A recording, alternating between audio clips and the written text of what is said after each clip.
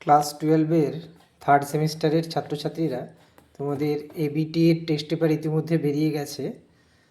তো তোমরা ইতিমধ্যে সেগুলো পেয়ে গেছো। তো এগুলোর উত্তরে কিছু কিছু ভুল রয়েছে। যাদের কাছে টেস্ট পেপার নেই তারা আমরা এই ভিডিও থেকে সহজেই তারা এটা উত্তরগুলো পেয়ে যাবে, আর যাদের আছেও তারা একটু উত্তরগুলো সঠিকভাবে মিলিয়ে নেবে, ঠিক আছে? আর যদি পরের পেজগুলো প্রয়োজন হয় তোমরা লাইক কমেন্ট করে জানাবে, আমি পরবর্তী ভিডিও দেব। প্রথম প্রশ্ন আছে, দেখো, ঠান্ডা যুদ্ধকে গরম শান্তি বলে বর্ণনা করেছেন বার্নেট। ঠান্ডা লড়াই শব্দটি প্রথম প্রয়োগ করেন বার্নার্ড বারুচ। ন্যাটো গঠিত হয় মার্কিন যুক্তরাষ্ট্রের উদ্যোগে। সল্ট ওয়ান স্বাক্ষরিত হয়েছিল 1972 খ্রিস্টাব্দে। সুয়েজ সংকট দেখা যায়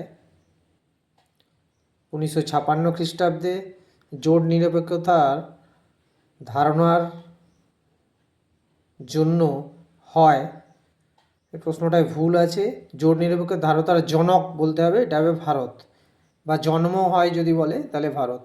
দাঁতাত শব্দটি একটি ফরাসি শব্দ।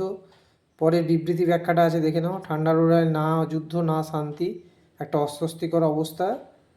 তো এটা উত্তরটা হবে ঠান্ডা যুদ্ধ প্রকৃতপক্ষে এক যুদ্ধহীন যুদ্ধ। তো দুটোই ঠিক, এ এবং বি, এটা পরস্পরের থেকে স্বাধীন।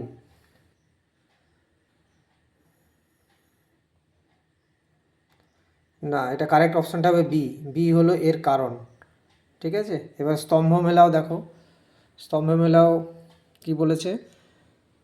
স্তম্ভ মেলাও হবে, সি এর আনসারটা হবে, অর্থাৎ এ হবে 4, কুট ওয়াল্ডহেম হবে অস্ট্রিয়া, ট্রিগভেলি এটার অ্যান্সারটা হবে ঘানা, বুট্রোস ঘালি মিশর, কোফি আন্নান এটা হবে নরওয়ে।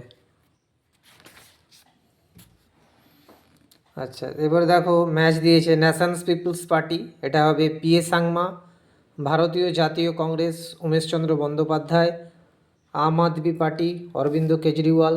বহুজন সমাজবাদী পার্টি, এটা হবে কাশিরাম।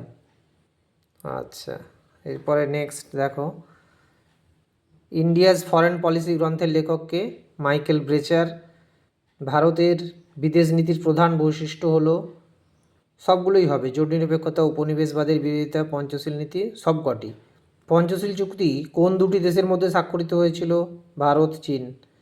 ভারত পাক সিমলা চুক্তি সম্পাদিত হয়েছিল কত সালে? 1972। 1991 খ্রিস্টাব্দে ভারতে কার প্রধানমন্ত্রিত্বের সময় বাজার অর্থনীতির সূত্রপাত ঘটে? এটা হবে মনমোহন সিং। ভারতের জোট নিরপেক্ষ নীতির প্রধান রূপকারকে? এটা হবে নেহেরু। এলটিটির পুরো কথা লিবারেশন টাইগার্স অফ তামিল ইলাম, এর অপশানটা। এটা পলিটিক্যাল সায়েন্স হলো। এবার তোমাদের হিস্ট্রি আছে। আব্দুর রাজ্জাক ভারতে আগমনকালে বিজয়নগরের রাজা কে ছিলেন? বিজয়নগরের রাজা ছিলেন দ্বিতীয় দেবরায়। কোন ইউরোপীয় পর্যটক প্রথম রেশম পথে পাড়ি দিয়ে চীনে এসেছিলেন? এটা হবে মার্কো পোলো। ইবন বতুতা কোন নদীকে প্যাঞ্জাব বলে উল্লেখ করেছেন? এটা হবে সিন্ধু। চতুরাশ্রম প্রথার তৃতীয় পর্ব, এটা হবে সন্ন্যাস। সুলতান মাহমুদ অল বিরুনি, দ্বিতীয় Debray, Abdur Razzak, Mohammad bin Tughlaq, Ibn Battuta, Venice, এটা হবে মার্কো পোলো। কালিকটের শাসকেরা কী নামে পরিচিত ছিল? এটা হবে জামোরিন। মোহাম্মদ বিন তুগলকের আদেশে ভারতের দূত হিসেবে ইবন বতুতা কোন দেশে যাত্রা করেছিলেন? এটা হবে চীন। রামানন্দের প্রধান শিষ্য কবির। এবার সত্য মিথ্যা। ভক্তি বলতে বোঝায় ঈশ্বরের কাছে ভক্তের সম্পূর্ণ আত্মসমর্পণ, এটা সঠিক আছে। দেবদেবীর আরাধনা, এটা বাহ্যিক আচার, এটা সঠিক নয়। ভজন পূজন, এটাও সঠিক নয়, অর্থাৎ 1 এবং 4 সঠিক, এর অপশানটা। মুরিদ কথার অর্থ হলো শিষ্য। মধ্যযুগীয় ভারতে ধর্মীয় সমন্বয়ের ফলে আবির্ভাব ঘটেছিল সত্যপীর। তারিফাত কথার অর্থ হলো তত্ত্ব, অর্থাৎ বিয়েরটা। আচ্ছা, বংশগুলোকে কাল অনুযায়ী সাজাতে বলেছে, প্রথমে সঙ্গম, তারপর শালুব, তারপর তুলুব, তারপর আরবিডু। যে নীতির মাধ্যমে কোনো শক্তিশালী দেশ অন্যান্য দেশে শাসন কায়েম করে, এটা জানো? সাম্রাজ্যবাদ। পলাশি যুদ্ধের সময় ইংরেজ বাহিনীতে সেনানায়ক কে ছিলেন? এটা হবে রবার্ট ক্লাইভ। বিবৃতিগুলির মধ্যে সম্পর্ক, এটা অ্যান্সারটা সি এর অ্যান্সারটা হবে, দেখে নেবে ভালো করে সি এরটা। তৃতীয় ইঙ্গো আফগান যুদ্ধ, এটা হবে 1817। অন্ধকারাচ্ছন্ন মহাদেশ বলা হয় আফ্রিকা। স্বাধীন মারাঠা রাজ্যের প্রতিষ্ঠা, এটা হবে শিবাজি।